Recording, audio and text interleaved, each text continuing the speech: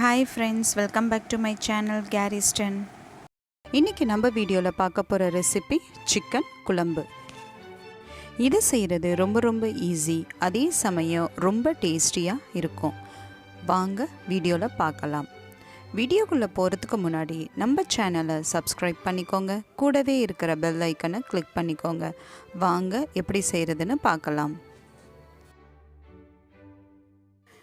இந்த ரெசிபி செய்கிறதுக்கு ஸ்டவ்வை ஆன் பண்ணி குக்கர் வச்சுக்கிறேன். குக்கர் சூடான பிறகு 2 டேபிள் ஸ்பூன் எண்ணெயை சேர்த்துக்கிறேன். எண்ணெய் சூடான பிறகு நான் ஏற்கனவே பட்டை, கிராம்பு, ஏலக்காய் இது 3த்தையும் சேர்த்து பவுடர் பண்ணி வச்சுருக்கேன். அந்த பவுடர்லேருந்து 1 டீஸ்பூன் சேர்த்துக்கிறேன். 2 மீடியம் சைஸ் வெங்காயம் பொடிசாக நறுக்கி வச்சுருக்கேன், அதை சேர்த்துக்கிறேன். 2 பச்சை மிளகாய் கீறி வச்சுருக்கேன், அதையும் சேர்த்து நல்லா வதக்கிக்கிறேன். நல்லா வதங்கின பிறகு நான் இங்கே 1/4 கிலோ சிக்கன் ஏற்கனவே க்ளீன் பண்ணி வாஷ் பண்ணி வச்சுருக்கேன். அந்த சிக்கனோட பீசஸை நான் இதில் சேர்த்துக்கிறேன். சிக்கனோட பச்சை வாசனை போன பிறகு 2 டேபிள் ஸ்பூன் இஞ்சி பூண்டு விழுதை சேர்த்து பச்சை வாசனை போகிற வரைக்கும் நல்லா வதக்கிக்கிறேன். 1 டீஸ்பூன் மஞ்சத்தூள், 1 டேபிள் ஸ்பூன் மிளகாய்த்தூள், 2 டேபிள் ஸ்பூன் மல்லித்தூள் இதை சேர்த்து நல்லா வதக்கிக்கிறேன். 2 மீடியம் சைஸ் தக்காளியை பொடிசாக நறுக்கி இதில் சேர்த்து நல்லா வதக்கிக்கிறேன். எல்லாமே பச்சை வாசனை போய் நல்லா வதங்கின பிறகு 1 கப் தண்ணியை சேர்த்து நான் 2 விசில் கொடுத்து குக்கரில் வேக வச்சு எடுத்துக்கிறேன்.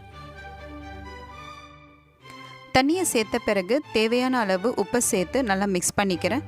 இப்போ குக்கரை மூடிட்டு 2 விசில் கொடுத்து சிக்கனை வேக வச்சு எடுத்துக்கிறேன்.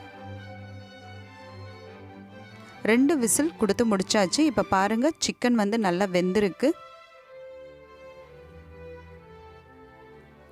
நான் இங்கே 2 டேபிள் ஸ்பூன் தேங்காய் பேஸ்ட்டு சேர்த்துக்கிறேன். சேர்த்து நல்லா மிக்ஸ் பண்ணிக்கிறேன். 1 கைப்பிடி அளவு கொத்தமல்லி இலையை பொடிசாக நறுக்கி சேர்த்துக்கிறேன். இப்போ தேங்காய் சேர்த்ததுனால ஒரு 5 நிமிஷத்துக்கு நல்லா கொதிக்க வச்சு எடுத்துக்கிறேன். இப்போ பாருங்கள், ஓரளவுக்கு திக்கான கன்சிஸ்டன்சி வந்துருச்சு. ஸோ இப்போ நான் ஸ்டவ்வை ஆஃப் பண்ணிடுறேன். அவ்வளோதாங்க, நல்ல சுவையான மணமான சிக்கன் குழம்பு தயார். இதை நீங்கள் சப்பாத்தி, இட்லி, தோசை, சாதத்துக்கு இது எல்லாத்துக்குமே சைட் டிஷ்ஷாக வச்சு நீங்கள் சாப்பிட்லாம். ரொம்ப சுவையாக இருக்கும்.